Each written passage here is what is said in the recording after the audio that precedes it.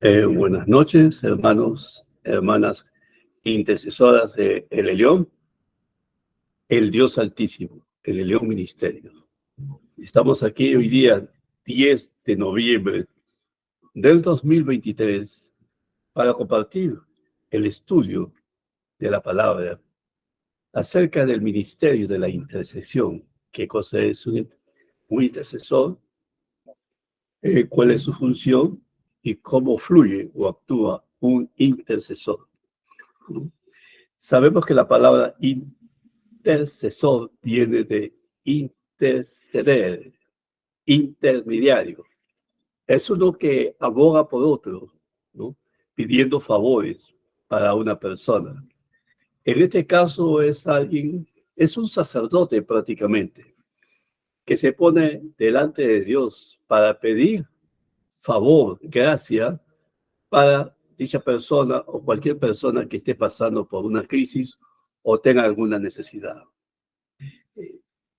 Lo podemos ver exactamente en el libro de Ezequiel, donde el Señor busca a un intercesor, ¿no? Y Él está buscando a alguien que se ponga en la brecha, dice ahí. Después lo vamos a buscar, que se ponga en la brecha. ¿Qué significa la brecha? La brecha es una especie es un hoyo, es un pedazo de la pared que se ha partido y hay como un pase o un hueco para que el enemigo pueda pasar por ahí.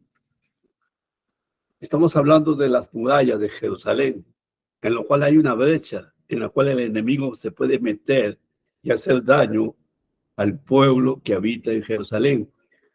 La palabra Jerusalén significa en el hebreo una ciudad fundada en paz. Esto es Shalom, una ciudad próspera, una ciudad bendita, una ciudad que está bajo el pacto de Abraham y por lo tanto tiene que tener bendiciones. Solamente bendiciones, no maldición. Esto es importante que lo entendamos todos. La maldición es bajo la ley, ¿no? Y Jesús cumplió la ley de una manera perfecta para tomar nuestro lugar. Esa ley Él la cumplió por nosotros y a favor de nosotros, para que nosotros, a través de nuestra fe en Jesús, seamos justificados por fe en Jesús. ¿Qué significa ser justificado? Es como si nosotros hubiéramos cumplido la ley, aunque nosotros no podemos cumplir la ley. Jesús lo cumplió y Jesús viene a ser nuestro intercesor, nuestro mediador, el que se puso en la brecha para que nosotros vivamos. Él se puso en la brecha. Y para que la ley para nosotros ser liberados de la ley, Jesús tomó nuestro lugar, tomó nuestros pecados, y la paga del pecado es muerte. Jesús, al tomar nuestro lugar, al tomar nuestros pecados sobre sí, tuvo que morir. Tuvo que morir, porque la paga del pecado es muerte. Eso se ve en los sacrificios que se dan en el Antiguo Testamento, en el templo. Se matan animales en el altar de bronce. Estos animales que son muertos en el altar de bronce, sabemos que el tabernáculo de Moisés tiene 7 muebles, ¿no? Y el primer mueble es un altar de bronce. Tenemos que ser entendidos qué significa el bronce. Un intercesor tiene que saber qué cosa es bronce para poder entender las escrituras. El bronce es naturaleza humana bajo juicio, o una naturaleza humana que ha pasado por el juicio de Dios, que tiene que ver con muerte a la carne, muerte al viejo hombre. Y Jesús en la cruz muere en nuestro lugar. Los animales son sacrificados ahí. Vamos a ver. Mi esposa siempre me dice despacio, porque a veces quiero correr rápido, ¿no? Despacio, despacio. Bueno, voy a explicar despacio cómo es el asunto del altar de bronce. Estoy explicando esto porque se está grabando y quisiera ponernos de acuerdo con nuestros hermanos, hermanas televidentes de YouTube, de Facebook, Instagram, TikTok, también en MiWi estamos publicando todas estas enseñanzas. El tabernáculo de Moisés tiene muebles.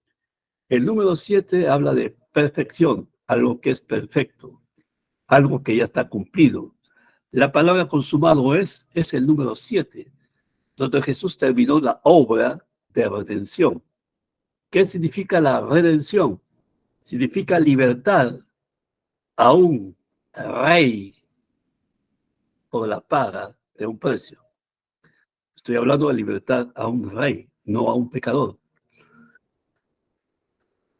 Adán tenía en sus lomos un linaje de reyes y sacerdotes.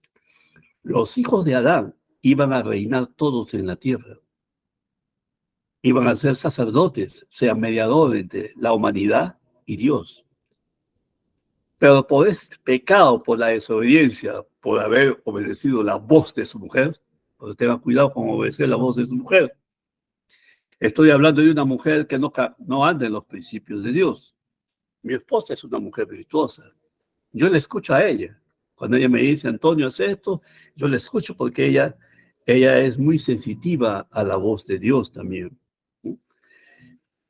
Pero cuando la mujer nos dice que hagamos algo que no es conforme al propósito de Dios, no escuchar. Estaba hablando con un varón ahorita que tenía una necesidad económica y realmente estaba en crisis. Y él alquiló una casa, un cuarto, una habitación, teniendo un sueldo que no podía pagar eso. Y yo le dije, eso te pasa por escuchar la voz de tu mujer. Nosotros somos sensatos. Tú por haber obedecido esa voz, estás con problemas ahorita. Y Adán, por escuchar la voz de su mujer, perdió el linaje bendito de Yahweh. Un linaje justo, santo, puro y perfecto, lo perdió. Pero quiero decirte que lo que Adán perdió, Cristo lo recobró. Eso se llama redención. Que ese linaje que estaba en los lomos de Abraham, que se perdió por causa de la desobediencia en Génesis 3:15, Jesús lo recuperó en los evangelios. En la cruz, Jesús recuperó una casta de reyes y sacerdotes. Está en Primera de Pedro, capítulo 2, creo que es el verso 9. Somos nación santa, real sacerdocio. Eso es redención. Que Jesús tomó nuestro lugar y se llevó el viejo hombre. El linaje de Adán se lo llevó al altar de bronce. Bronce es que la naturaleza adámica ya fue juzgado, ya murió en la cruz. Cuando Cristo murió en el monte Gólgota, 2 Corintios capítulo 6, verso 14, dice que todos nosotros, la raza adámica, hemos muerto con Cristo. Desaparecimos. Y cuando Cristo resucitó el linaje perfecto de reyes y sacerdotes. Resucitamos como una nueva creación. Efesios 2:6 dice que juntamente con Él nos resucitó y nos hizo sentar en los lugares celestiales. Estos lugares celestiales están en el séptimo mueble. El primer mueble tiene que ver con salvación. Hay que caminar por 6 muebles más para llegar al lugar santísimo, donde están los lugares celestiales, que es el trono del propiciatorio y donde está el arca del pacto. Nuestro destino es el lugar santísimo, ¿no? Pero hay que caminar por el segundo mueble, que es la fuente de bronce, la fuente donde hay agua, donde los sacerdotes se lavan las manos y los pies para entrar al lugar santo. Esta pileta de bronce, donde hay agua, representa al agua de la palabra, donde el Señor nos lava cuando tenemos una mancha. Por ejemplo, yo hablaba muchas lisuras, era muy grosero, pero leí el libro de Efesios. Ninguna palabra corrompida salga de vuestra boca, sino palabras que edifiquen al oyente.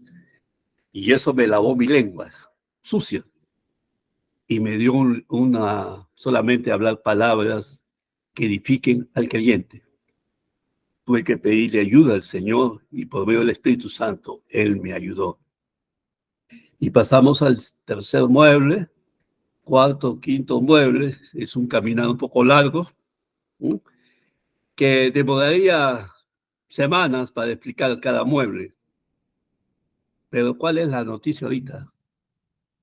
La noticia ahorita es que ya no estamos en el tabernáculo de Moisés. La noticia ahorita es que estamos en el tabernáculo de David. En el libro de Hechos dice que Dios va a levantar el tabernáculo caído de David. David era un adorador. ¿Qué cosa es un adorador? Es un intercesor. Es uno que se pone en la brecha. ¿Qué cosa es la brecha?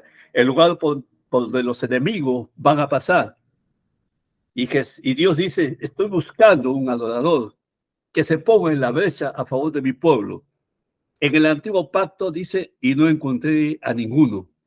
Pero en el nuevo pacto encontró a Jesús. Y él se puso en la brecha. Y en Jesús nacimos nosotros. Estoy hablando a intercesores. Naciste tú. Nacimos nosotros. ¿Y para qué estamos los intercesores? Para ponernos en la brecha a favor de otros. Aquellos que necesitan liberación, sanidad, alguna bendición económica, algún trabajo. Ahí estamos los intercesores. Tabernáculo de David. ¿Sabe cuántos muebles hay en el tabernáculo de David? En el tabernáculo de Moisés hay atrios, lugar santo y lugar santísimo. Son 3 divisiones, ¿no? Y los 7 muebles están divididos en estas 3 divisiones. Pero en el tabernáculo de David ya no tienes que caminar nada. En el tabernáculo de David no hay atrio, no hay lugar santo, solamente hay lugar santísimo. En el tabernáculo de Moisés hay una cortina gruesa como una pared que divide el lugar santo del santísimo. Nadie podía entrar al lugar santísimo. El que entraba moría. Solamente entraba el sumo sacerdote una vez al año, con la sangre de un animal, de un macho cabrío. Pero en el tabernáculo de David, no hay velo. ¿Me están escuchando? No hay velo. Está abierto. Cuando Jesús murió, el velo se partió en dos. ¿Sabes por qué se partió? Porque Jesús pagó. Pagó por el pecado de Adán. Pagó por el pecado de la humanidad caída. Para que el hombre, en una nueva creación, cuando recibimos a Cristo, recibimos un espíritu nuevo, en una nueva creación. Justos, santos y perfectos, entremos al lugar santísimo. Eso está en el libro de Hebreos, capítulo 10, por la sangre de Jesús. Tenemos libertad para entrar. Juntamente con Él nos resucitó y nos hizo sentar en los lugares celestiales. Los lugares celestiales están en el lugar santísimo, en el trono de Dios. Nos hizo sentar. El lugar santísimo es un lugar de reino, de gobierno. Es lo que Adán tenía en Génesis capítulo 1 y capítulo 2. Reino, gobierno, autoridad, poder, imagen, semejanza divina. Todo eso lo tenemos. Ya Jesús lo recuperó. La redención recupera todo lo que Adán perdió. Y la redención nos da el linaje bendito de Jesús. Nos da vida eterna, cosa que Adán no tenía. Nosotros sí tenemos vida eterna. He hecho algo breve de lo que es la redención y que nuestro lugar, nuestro destino, nuestra posición es el lugar santísimo. Ya no es atrio. Los creyentes se han conformado con ser salvos y no son santos, y menos reinan con Cristo. Santo tiene que ver con lugar santo y el reino tiene que ver con lugar santísimo. Los creyentes solamente están en el primer mueble, están en el tabernáculo de Moisés, pecando, pidiendo perdón, se pelean, chismean, se quejan. Bueno, están ahí dando vueltas y vueltas a un monte, el monte Sinaí. 40 años, vueltas y vueltas, teniendo libertad para entrar a la tierra prometida, que es el reino de Dios. Es nuestra posición como rey. Salgamos del atrio. Ya no hay atrio, ya no lo hay. Ya fue destruido. Y ubiquemos nuestra verdadera posición. Ahora vamos a ver. El enemigo tiene miedo de que conozcas que tú eres el jefe. El enemigo tiene miedo que tú sepas que tú eres el que manda. Él tiene miedo que tú sepas que Él está debajo de nuestros pies. Aquí tengo una chancleta, no tengo zapatos porque estoy cómodo. Sí. El enemigo no quiere que tú sepas que estás debajo de aquí. Él está debajo de aquí. Él. Lo vamos a ver en Romanos 16, 20. Por eso